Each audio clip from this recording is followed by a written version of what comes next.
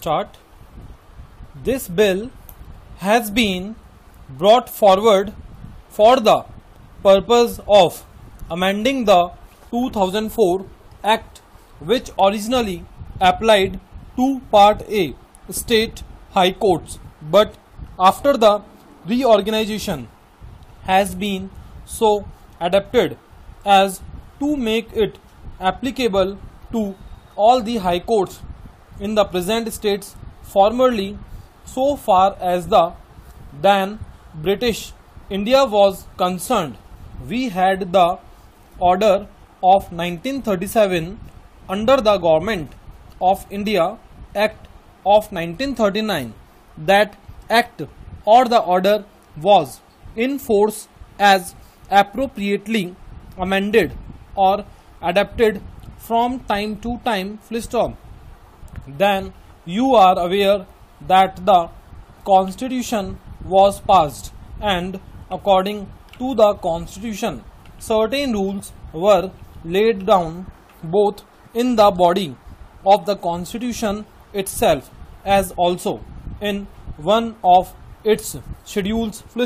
So certain conditions of service were specified, as for example the question of the remuneration of the High Court judges and the Chief Justice in the various high courts, but some matters remained, and therefore in 2004 an act was passed by Parliament so far as the then Part A state high courts were concerned. Before that, sir, you are aware that after the integration of states, we had under the Constitution what was known as Part B states, and there were high courts therein. So far as these high courts were concerned, an order was passed in 1983 governing the conditions of service of the Part B state high court judges. Subsequently, after the reorganization of states, you are aware, sir, that advantage was taken of the amendments to the Constitution in certain respects so far as the High Court judges were concerned, and those amendments actually came into effect from 1st November 2006. Thus, you will find, sir, that from 1st November 2006 we have the High Court Judges Act of 2004 duly adapted after reorganization. That is the main act, or as it is sometimes called the Parent Act, which is now sought to be amended in respect of certain matters. Para 1 is with regard to leave, and it is considered necessary to specify certain circumstances. The second is about the making of some of these rules applicable to additional high court judges, because special provision was made in the Constitution by the 7th Amendment. Para. Now, in this bill, it has been made clear that so far as these acting judges and additional judges are concerned, their service as such will be counted for the purpose of pension only if they are subsequently made permanent judges. Otherwise, for example, if no such provision was made, then their service for the purpose of pension would be counted only from the time they are made permanent. But here it has been made clear that in case they are made permanent, their previous service as an acting or additional judge will also be taken into account for the purpose of their pension. Para.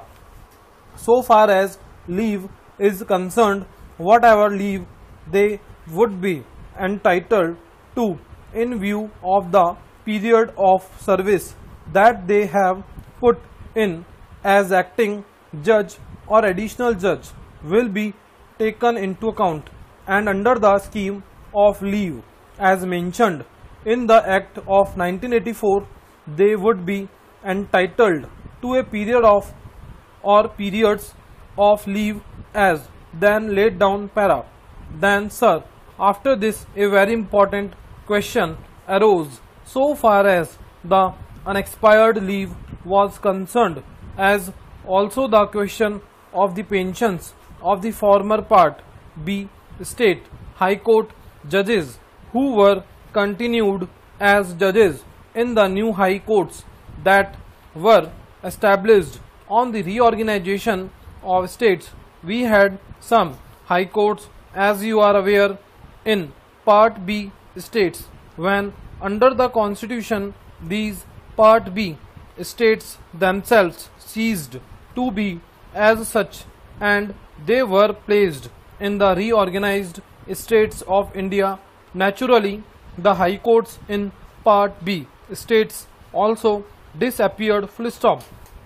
So far as these judges were concerned, a very large number of them were ultimately appointed as judges in the new High Courts under the States Reorganization Act, and naturally a question arose as to what is to be done so far as the period of service that they had previously put in the Part B state High Courts was concerned.